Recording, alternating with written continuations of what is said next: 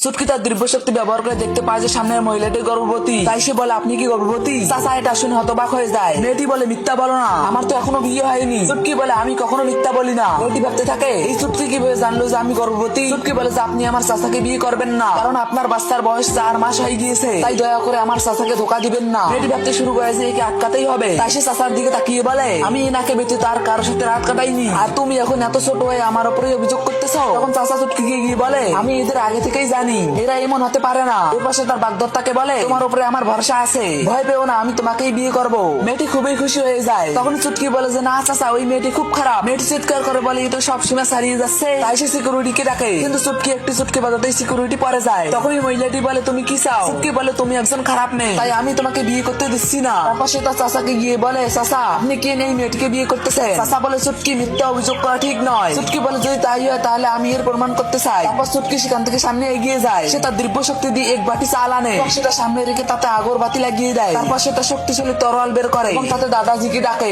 এবং সেখানে অদ্ভুত ধরনের ঘটনা ঘটতে শুরু করে। কিছুক্ষণের মধ্যে সেখানে দাদাজি হাজির হয়। চাচা জিজ্ঞাসা করে, ইনি কে? চুটকি বলে, ইনি আমার দূরের দাদাজি, যিনি প্রমাণ করবেন যে মহিলাটি ভালো কিনে মন্দ। দাদাজি মহিলাটির বিষয়ে বই পড়তে শুরু করে। তখনই দাদাজি চমকে যায়। বন্ধুরা, পরের পার্ট দেখার জন্য সাবস্ক্রাইব করে কমেন্টে পার্ট 2 লিখতে ভুলবেন না।